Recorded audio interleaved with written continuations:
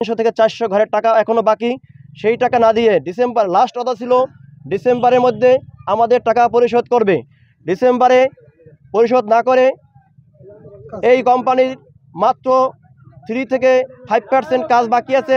এই কাজটা চালু করার জন্য হঠাৎ করে দেখি বেকু ঢুকাইয়া তারা কাজ শুরু করছে। আমি জিজ্ঞাসা করলাম, আপনারা কি টাকা না দিয়ে কাজ ধরছেন কেন? ওনারা বলছে যে আমরা টাকা দিয়ে দেব, কাজটা চলুক।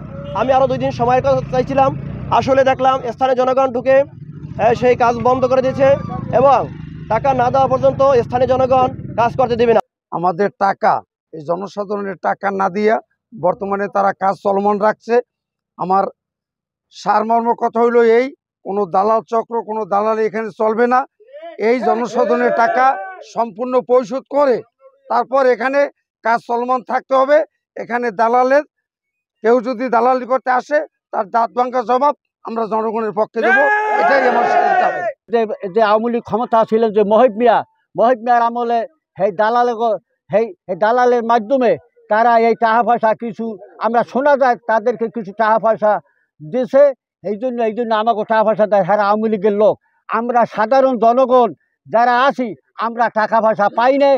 আমরা তখন ওই আওয়ামী লীগের সময় ওই মহিব মিয়ার পান্ডারা ছেলে, এই দেশের ইউনিয়নের চেয়ারম্যান জয়নাল সহ আরো কিছু পান্ডার আছে, তারা আমাদের এই টাকা পাইতে দেয় না। এবং মহিব মিয়া সেই এমপি সাহেব তাদের এই গুন্ডারা তার পক্ষে ছিল বিধা আমরা এই দেশের জনগণ আমরা টাকা পাই নাই। আপনাদের মাধ্যমে আমরা জানাই দিতে চাই যাতে আমরা অতি তাড়াতাড়ি ঘরে টাকা পাই।